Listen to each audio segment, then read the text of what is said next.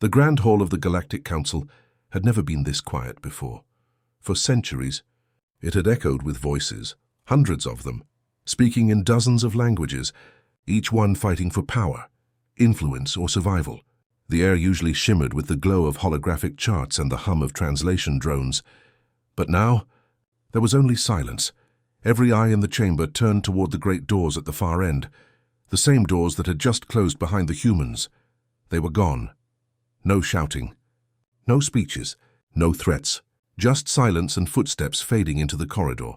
The holographic map of Earth, once glowing blue at the center of the council table, flickered, then vanished into static. The room seemed to grow colder. For a long moment, no one dared speak. The representatives, insectoid, scaled, feathered, and spectral, simply stared at the empty seats of the human delegation. The flags of the United Human Federation still shimmered faintly in the soft light, as if refusing to admit what had just happened. Then came the first whisper. "Did they just abandon the alliance?" The voice belonged to the Velari ambassador, a tall crystalline being whose body refracted the light into trembling rainbows. Another alien hissed from across the chamber. "They can't leave. The humans control half our supply lines." The sound of claws striking metal silenced the whispers. It was Prime Minister Arkan, leader of the Drakari Dominion, a towering reptilian creature, scales gleaming emerald under the council lights. His yellow eyes narrowed with fury. "They cannot walk out like this. Do they forget their oath?" The humans signed the Galactic Peace Charter. From the far side of the table, a soft, echoing voice replied. "They remember, Arkan. They just stopped believing in it." The speaker was Zyra of the Xylin Collective, known to most simply as the Observer. Her face was hidden beneath a silver hood, her voice calm and almost mournful. "They warned us, over and over again. We just didn't listen." Murmurs spread like ripples through water. Some delegates protested. They were ungrateful. They demanded too much power. They wanted special treatment. But others said nothing, because deep down, they knew the truth. Humanity had always been different. When they first joined the Galactic Council a century ago, they were the smallest, the weakest, the least advanced. The older races had laughed at them, a species that still carried scars of its own world wars, daring to speak of peace among the stars, and yet somehow the humans had adapted. They learned alien languages faster than anyone expected. They rebuilt war-torn colonies. They designed ships that could outfly anything in the fleets of the old empires. And when the great galactic wars erupted, it was humans who bled the most. They volunteered to fight. They protected worlds that were not their own. They died under alien skies, believing the Council's promise that peace was possible. But peace never came. Again and again, the humans were sent to fight other people's wars, to clean up other people's messes.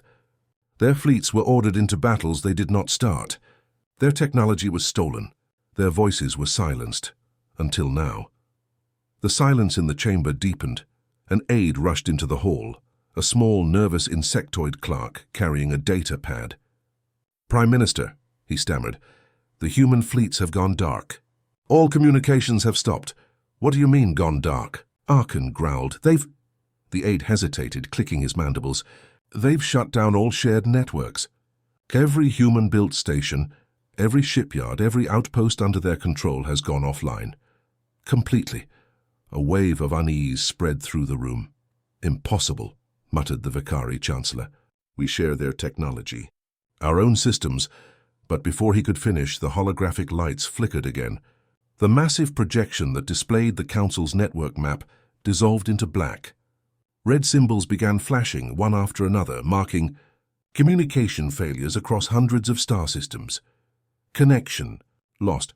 Data link failed. Human sectors unresponsive. The words repeated like a heartbeat of dread. Someone in the back of the chamber whispered, "They've shut us out." Then suddenly a voice, the cold, human, and familiar, filled the air. It came from the Council's primary broadcast system, echoing from every speaker, every translator drone. It was the voice of Ambassador Jonathan Hale, head of the human delegation, the man who had just walked out moments ago. "To the members of the Galactic Council, we came here believing in peace. We fought your wars, built your stations, kept your worlds alive. And you repaid us with silence and chains. The voice paused. Every alien in the hall froze. You spoke of unity but treated us as tools. You spoke of equality but called us lesser. You promised peace, but demanded obedience. The voice grew quieter, colder. If peace means slavery, then we choose silence. And with that, the transmission ended. The room remained still. The council speaker, an ancient creature of light named Elion, rose slowly from the central dais. Her radiant form flickered uncertainly, as though her very energy wavered. "This is madness," she whispered. They cannot withdraw completely. They need the council as much as we need them." But even as she spoke, more alerts flashed across the hall's display. Entire fleets were vanishing from shared databases. Human ships were changing identification codes, rerouting to unknown coordinates. The stars that had once pulsed with human traffic were now silent. Arkan leaned forward, scales darkening in anger. "We should send ships. Force them back into line." Zyra, the Xylan observer, looked at him slowly. "You would threaten the species that built your defense grid. The same species that manages your power systems, your jump gates, your communication relays." Arkan's throat trembled. He had no answer, because she was right. The humans had touched every part of the galaxy. Their engineers had improved almost every system. Their scientists had enhanced weapons, medicine, and artificial intelligence for every race. And now, in a single day, they had taken it all away. The silence in the grand hall grew heavier, suffocating. Outside the council windows, the vast city of Orion Prime shone like a jewel in the void. Dozens of ships crossed its orbit, none of them human anymore. The humans were gone, but their absence was not peace. It was a warning. Deep in the hearts of every being present, a single thought began to grow, one none of them dared to say aloud: what happens when humanity stops playing by their rules? Because if this silence was only the beginning, then the galaxy had no idea what was coming next. The first reports came only hours after the humans walked away. At first, the Galactic Council thought it was a technical error, a temporary blackout, a failed connection. But as the hours turned to days, the truth became impossible to deny. The humans were gone. Their ships, their trade routes, their colonies, all silent. From the outer rim to the core worlds, the galaxy began to feel the absence like a spreading wound. Freighters carrying food and supplies never arrived. Space stations once manned by human engineers went dark, their lights flickering out one by one. Entire planetary sectors that depended on human logistics found themselves cut off. The galaxy had built itself on human efficiency, and now it was falling apart without them. Inside the grand hall, chaos replaced silence. Holograms of council members blinked in and out, as long-range communication failed across systems. The chamber that once represented galactic unity now looked like a battlefield of panic. "The Valari colonies report total supply failure," shouted one diplomat. "The jump gates in the Orion Arm are offline," cried another. "My fleets can't move. The human technicians were the only ones who knew how to calibrate our engines." Prime Minister Arkan slammed his claws on the table again, his voice echoing like thunder. "This is sabotage," he roared. "They are trying to destroy us." Zyra, the Xylan observer, shook her head slowly. Her silver hood shimmered under the blue lights. "No," she said quietly. "They are simply gone. We destroyed ourselves the moment we treated them as servants." Arkan bared his fangs. "You defend them? After they cripple our worlds?" "I state facts," she replied calmly. "The humans built the systems that kept your worlds alive. You made them your workers, your soldiers, your machines. Now they've taken back what was theirs." The argument echoed across the hall. Each delegate shouted for their own survival, for their own power. But beneath the noise there was fear. Real fear, because deep down they all knew what Zyra said was true. Far across the galaxy, on the frozen moon of Talis, a small crew of alien engineers stood before a silent human outpost. They had been sent by the Council to re-establish contact. But the station looked abandoned, windows dark. No signals, no life signs. Captain Velrek, a six-eyed insectoid officer, gave the order to open the hatch. The moment his crew entered, their scanners went wild. Every screen inside the human base was flashing a single message: "Access denied. Unauthorized user." Velrek hissed in frustration. "They've locked everything down." Then suddenly one of the consoles flickered to life. A human face appeared on the cracked screen, a woman with calm eyes and a cold smile. Shouldn't have come." Before Velrek could respond, the station's lights flared red. The doors sealed shut. Seconds later, the entire base imploded. Not in fire, but in silence. Nothing was left but drifting dust and fragments of metal. Back at the council, word of the destruction reached within hours. Arkan shouted for war. "We must strike before they rebuild." But the council speaker, Elion, raised a trembling hand of light. "And what will you strike, Arkan? Empty space? Ghosts? We don't even know where they've gone." Reports flooded in from across the galaxy. Human trade routes abandoned. Human colonies evacuated. Human technology unresponsive to alien access codes. Even the great orbital factories once shared with the Council were now silent, their massive arms frozen mid-motion.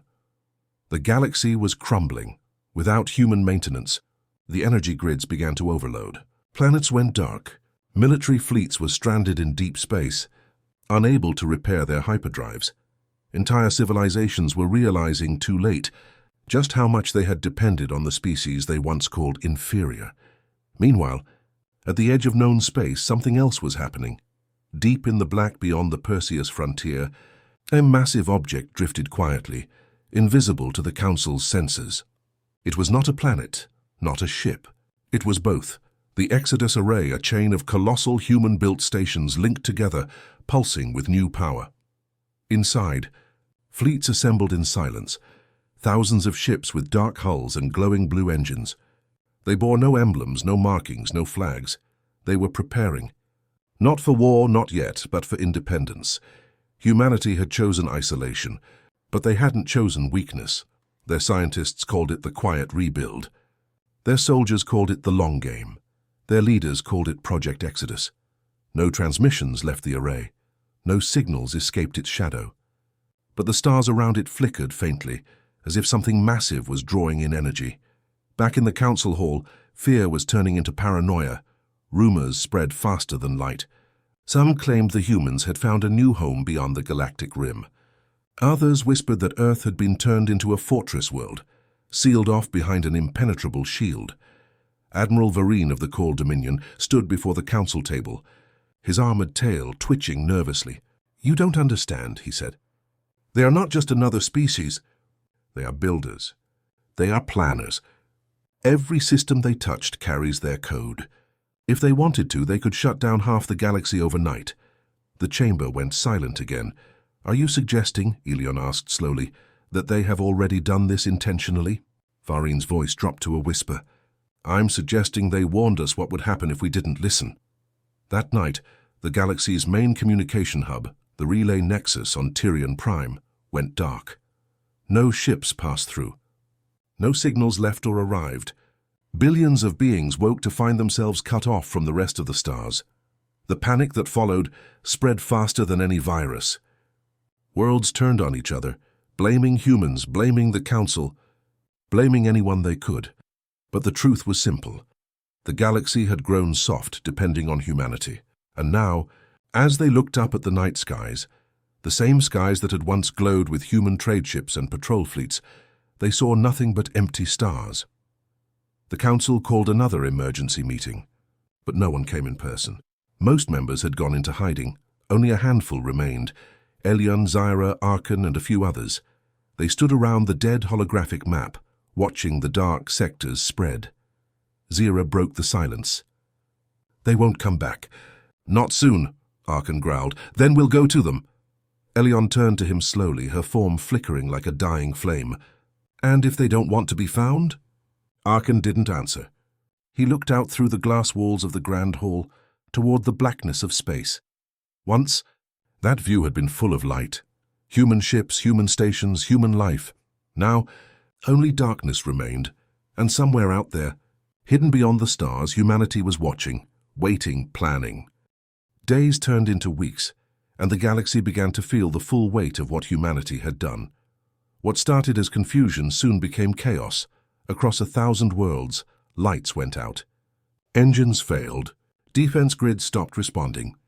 The carefully built systems that had held the Galactic Alliance together were collapsing, one sector at a time. And at the center of it all, There was silence. The humans had not fired a single shot. They hadn't declared war. They had simply left, and yet the galaxy was falling apart without them. On Valari Prime, a city built in the sky flickered and fell. Its anti-gravity stabilizers, designed by human engineers decades ago, suddenly failed. Millions screamed as towers crumbled into the clouds below. On Drakkar Station, the fuel reserves for the Council's military fleet froze solid when the human-made temperature regulators stopped working. Ships that once stood ready for battle were now floating tombs. Everywhere, the same phrase appeared on the remaining consoles and displays: core access missing, human authorization required. It was as if humanity had been holding the galaxy's heartbeat in its hands all along. And now it had simply let go. Inside the Grand Hall, the Galactic Council gathered again. The once proud chamber was now filled with half-functioning lights and trembling delegates. Elion, the luminous speaker, tried to maintain order. "We must remain calm," she said, her voice flickering like her body. "Panic will only make things worse. We must re-establish contact with the Human Federation." But Arkan, the reptilian Prime Minister, was done with patience. His claws scraped the table as he spoke. "Contact? They cut every line, Elion. They have declared economic war. If we do nothing, our worlds will starve." Zyra, the Xylan observer, remained quiet for a long moment before speaking. "They warned us this would happen. They said peace cannot exist if one side is treated as a tool." Arkan turned on her, eyes burning yellow. "And what do you suggest? That we beg them to return?" Zyra's voice stayed calm. "I suggest we understand what we lost before we make it worse." But Arkan wasn't listening. He had already begun gathering military support among the more aggressive species of the Council. The whispers spread fast. War fleets. Retaliation, invasion. No one dared to say it aloud. But the thought was there in every mind. If humanity will not serve, then it must be forced to. A week later, the first scout ships were launched toward the Sol system. They never returned. The last transmission received from them was short, only a single line followed by static. They knew we were coming. The Council demanded answers, so they sent another mission, this time led by Commander Threx, a veteran from the Draenax Empire. His ships were equipped with the latest stealth technology and advanced signal jammers. For 3 days, the fleet drifted through empty space, tracing the old human trade routes. Then, on the 4th day, they found something. Not Earth, not Mars, not even a human colony, but a signal. It pulsed softly through the void, rhythmic, almost like a heartbeat. The code was old, human, but encrypted beyond anything the Council could break. Their best AI systems couldn't decipher it, until suddenly the transmission shifted. A human voice, a calm, male, unmistakably deliberate, came through the speakers. "This is a restricted zone. Turn back." Threx leaned forward. "Identify yourself." "We are done identifying ourselves," the voice said. "Oh, you had your chance." Then the signal cut off. Moments later, every ship in Threx's fleet shut down, engines offline. Shields dead, life support critical. In the last moments before their systems went dark, Threx looked out the viewport and saw them, dozens of dark shapes drifting through space. Human ships, enormous, silent, without any visible insignia. Their hulls absorbed light instead of reflecting it, making them almost invisible. One of them moved closer, and then the transmission ended. The fleet was never seen again. When word of the disappearance reached the Council, panic spread.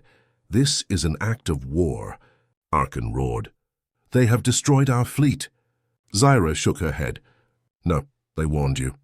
They said, 'Turn back.'" Elion looked around the chamber, her glowing form dim.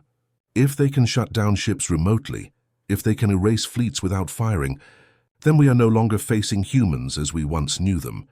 In the shadows of the hall, a quiet advisor approached Elion with a datapad. "Speaker," he whispered.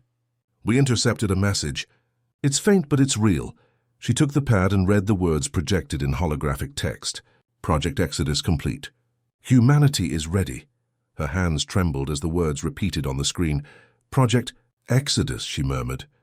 No one in the Council knew what it meant, but they all felt the same cold chill. Arkan demanded, "Where did this come from?"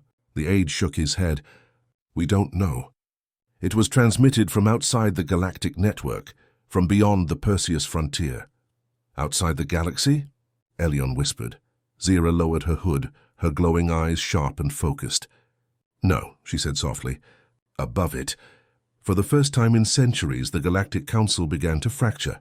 Old alliances broke overnight. Some species wanted to surrender to the humans, hoping for mercy. Others demanded war before it was too late. Skirmishes erupted between council fleets, ships firing on supposed allies. Entire systems declared independence, claiming they would seek their own peace with Earth. And yet, no message from the humans came. No demands. No threats.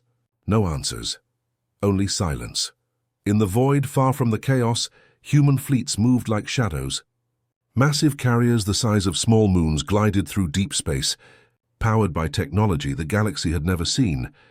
Inside one of them, the UHS Resolute, Admiral Jonathan Hale stood before a vast window, looking out at the stars. He had once been the ambassador who spoke to the Council. Now he was the commander of a new fleet, humanity's shield. An aide approached him.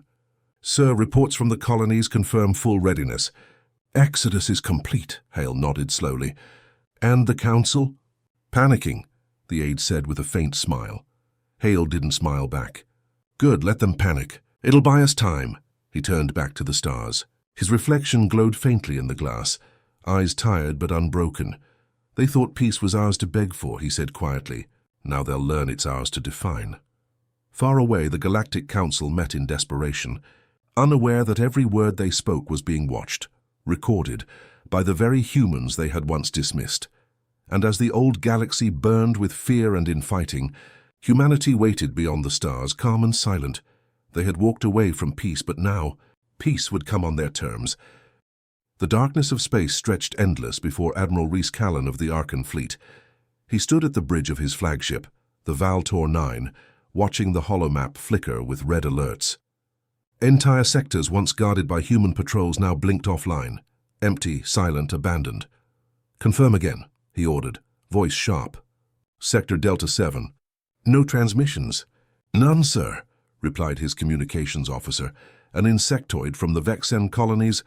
"The Human Defense Network, it's completely gone. They shut down every relay." Callan clenched his jaw. "Even the Titan outpost?" "Even that, sir." The Titan outpost, a massive fortress in orbit of Jupiter, had been the backbone of the galactic defense grid. If even that was silent, the rumors were true. Humanity had not just withdrawn, they had erased themselves from the galactic stage. Outside the viewport, the stars shimmered. But Callan couldn't shake the feeling that they were watching him.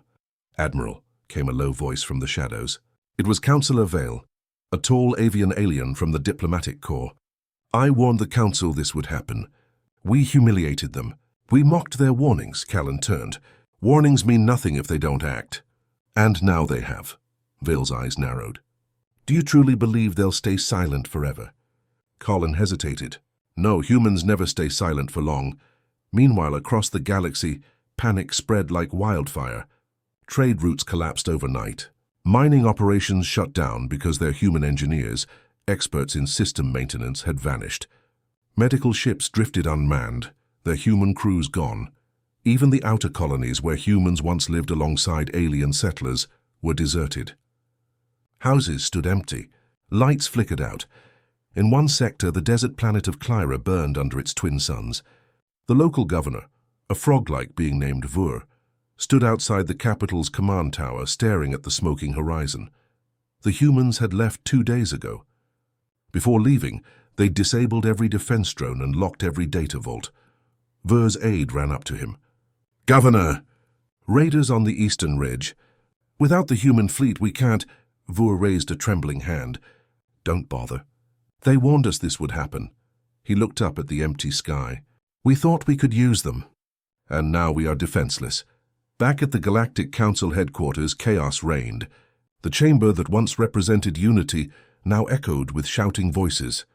"They sabotaged our systems," roared an ambassador from the Uthar Dominion. "Our transport ships can't even take off." "They didn't sabotage," corrected the Xylan observer calmly. "They took back what was theirs." "What do you mean?" barked the Arkan Prime Minister. The Xylan turned, his translucent skin glowing faintly. "The ships, the engines, the AI cores, every critical system in our fleets was designed or modified by humans. We depended on them. A murmur spread through the room. It wasn't sabotage. It was ownership. They built our strength, whispered the council speaker, an aged being whose silver eyes flickered with fear. And now, they've taken it away. He looked at the fading holographic map of the galaxy. Every sector marked with human influence glowed red for a moment, then went dark one by one, like candles snuffed out in the night. On the far edge of known space, deep within the Sol system, Earth stood silent. The orbiting stations around it glowed faintly blue, pulsing in rhythmic patterns. Around the moon, massive human warships floated in perfect formation, unmoving, unreadable. Their identification codes were gone, their transponders silent. Inside the command center on Mars, General Naomi Voss watched the holographic map of the galaxy as the Council's panic unfolded. Her staff stood behind her tense, waiting for orders. "Council communications again?" she asked. "Yes, ma'am," replied her aide. "They're requesting emergency talks. Multiple channels." "Ignore them," the aide hesitated. "But, General, they're begging for—" "I said ignore them." Voss turned to face the large screen that displayed the faces of human admirals and governors from across the colonies. "They didn't listen when we spoke softly," she said. "Now they'll listen to our silence." Her words hung in the air like iron. One of the admirals, a man with cybernetic eyes, spoke up. "The Council won't wait long. They'll turn desperate." "They'll send fleets," Voss nodded. "Then let them." She pressed a command key on the console. Around Mars, massive orbital cannons powered up, glowing like suns. The human defense network came online again, but only around Earth's territory. Every system beyond Sol remained dark. "This is the new border," Voss said coldly. "Human space begins here, and it ends here. No one crosses without permission." Back at the Council, the Arkan Prime Minister slammed his claws again. "We can't allow this. If humans fortify Sol, they control half the trade corridors." The Xylan observer spoke softly. "Then perhaps we should not have treated them as tools." The Prime Minister glared. "They were part of the Alliance. They benefited too, did they?" The Xylan asked. "Or did they simply survive, while we grew fat off their labor?" The council chamber fell silent. For the first time in centuries, the most powerful beings in the galaxy realized how fragile their dominance truly was. The humans were gone, not as exiles but as masters who had reclaimed their own destiny. And the galaxy, stripped of its silent guardians, began to tremble. Far away, General Voss stood on the observation deck of the Mars Command Center, watching the stars. "Do you think they understand now?" asked her second-in-command. Voss didn't answer. She simply stared at the void. "They will," she whispered. When the silence becomes too loud, the stars outside flickered. Then, one by one, human satellites reactivated, forming a vast glowing network around Earth as if building a wall of light. And beyond that light, the galaxy watched. And waited, because everyone knew the same truth. Humanity had walked away. But not forever. Their silence was not peace. It was a warning, and the galaxy was finally beginning to fear what would come next. The galaxy held its breath. 3 weeks had passed since humanity walked away, sealing themselves behind the invisible wall around Sol. No ship entered, no signal left. Even trade beacons that once filled the void near Mars had gone dark. The Galactic Council's panic had turned into desperation. Entire economies were crumbling. Without human engineers, fuel convoys failed. Without human ships, pirates multiplied. Without human diplomacy, border wars reignited. In the council chamber, tension thickened like smoke. "We can't wait any longer," shouted the Arkan Prime Minister. "Their silence threatens us all." The council speaker, his silver eyes flickering with exhaustion, said softly, "And what do you propose? An invasion of Sol?" The Arkan bared his fangs. "A reconnaissance fleet. Nothing more. We need to see what they're planning." The Xylan observer shook his head. "Humans don't plan small. You send scouts into their home, you'll never see them again." But the decision was already made. Within hours, a coalition task force, 30 ships from 6 species, was assembled. They called it a peace verification mission. Everyone else knew it was a probe. The fleet moved quietly through the void, led by Admiral Karen of the Arkan Dominion. Her ship, the Sovereign Spear, was equipped with stealth fields and long-range sensors. "Entering Sol perimeter," her navigator whispered. The screen filled with faint blue light. Human satellites, dormant but still in orbit. They drifted like ghosts. Proceed slowly, Karen ordered. Maintain minimal energy output. For a moment it seemed peaceful. The dark curve of Neptune shimmered in the distance. The stars were calm, then the lights flickered. Contact, shouted a sensor officer. Unknown signatures. Thousands of them. Karen's blood ran cold. Identify. The holographic map erupted with dots. Tiny, sharp, and fast. Ships, human ships. But they weren't broadcasting any signals. No flags, no alliance tags. Just silence. Then one of them moved, a massive dreadnought, dark as night, with no visible markings. Its hull reflected nothing.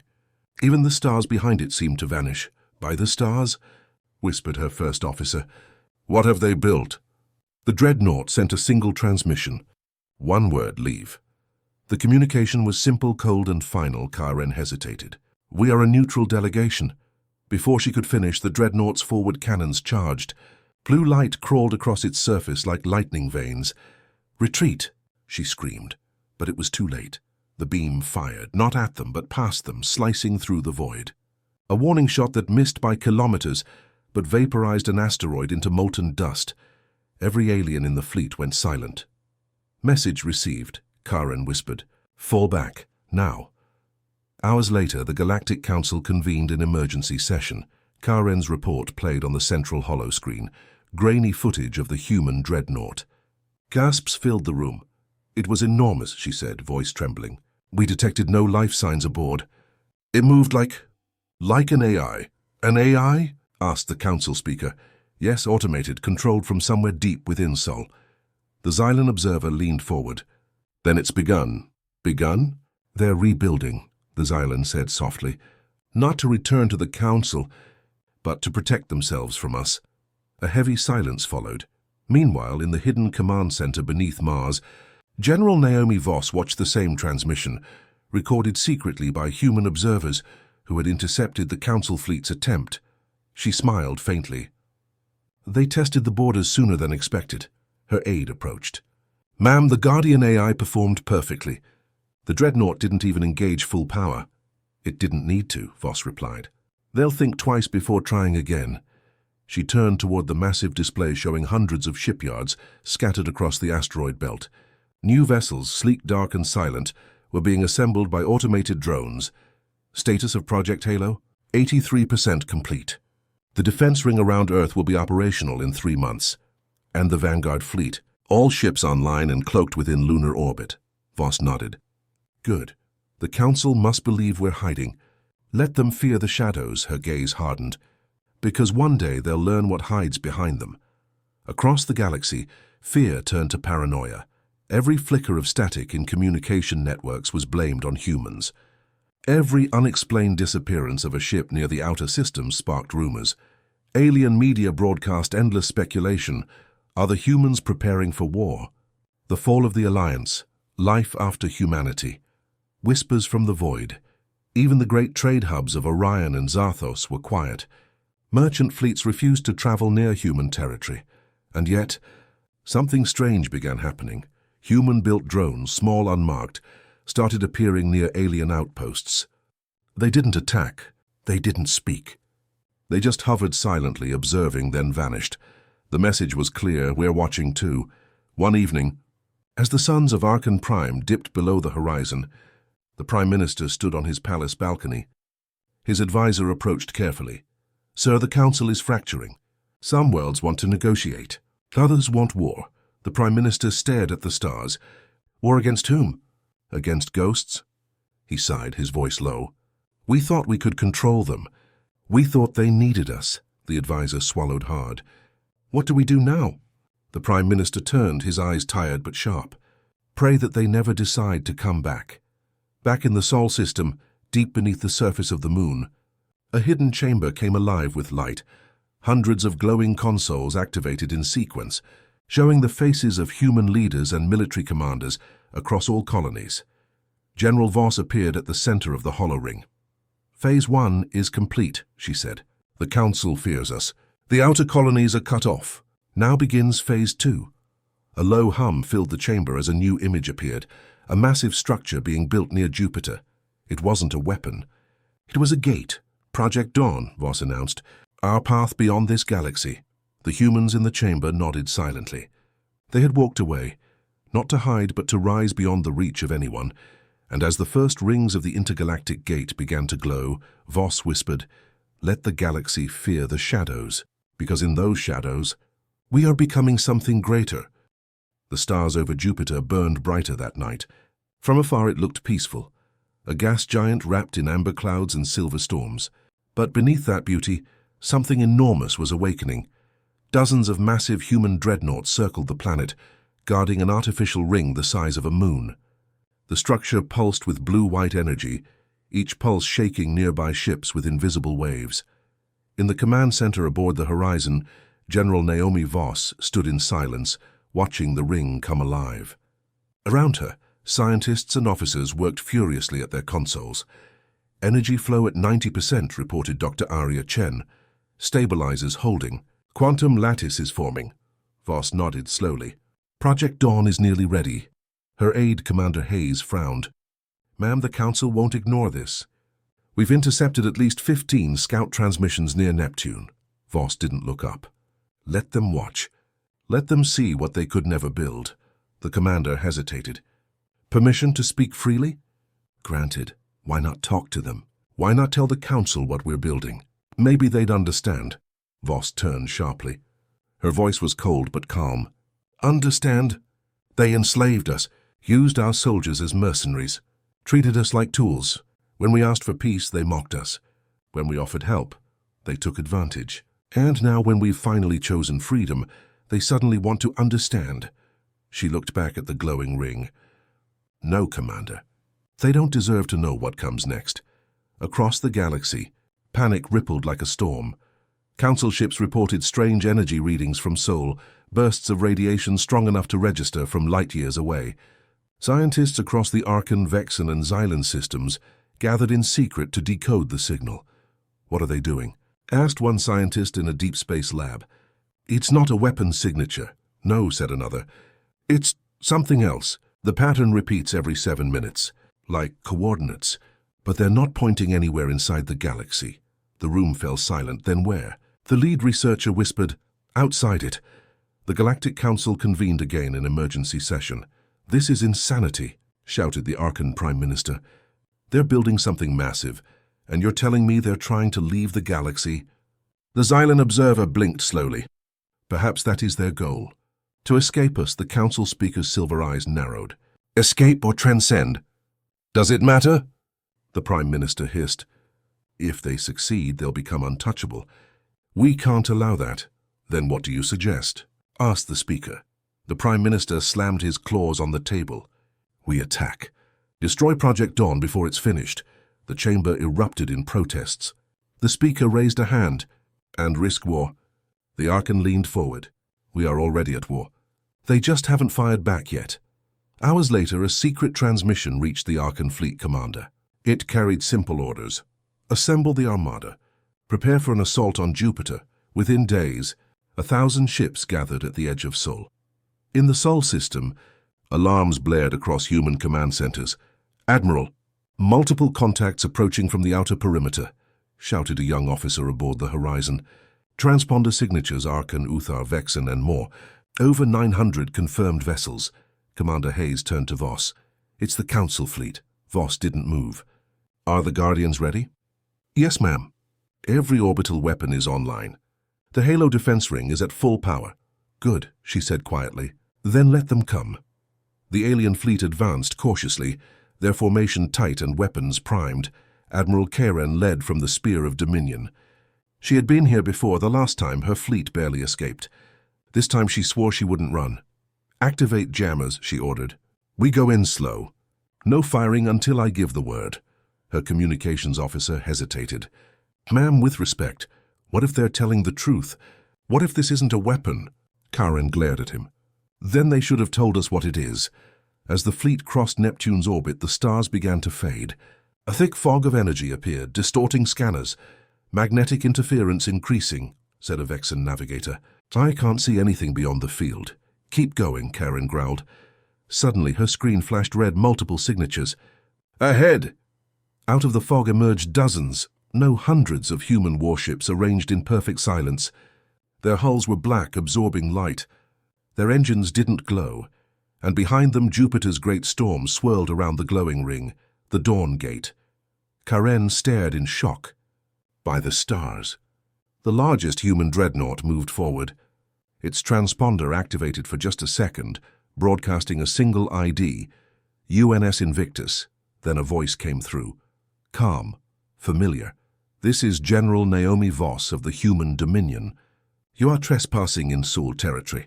Turn back immediately. Karen took a breath. General, this is Admiral Karen of the Galactic Council. We come to do what? Voss interrupted. Negotiate, threaten, or finish what you started. This construction is destabilizing the system. If you continue, Voss smiled faintly, the only thing destabilizing this galaxy is your fear. Karen tried again. General, please. The Council only wants the communication cut off. The dreadnought shifted formation. For a moment, Karen thought they were preparing to fire. Instead, something incredible happened. The ring behind Jupiter began to glow brighter, so bright that the entire system seemed to pulse with light.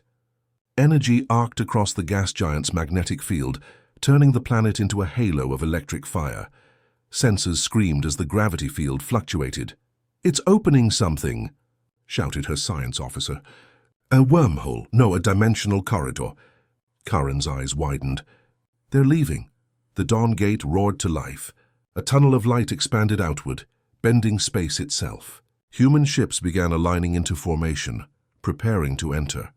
Karen whispered, They're abandoning the galaxy.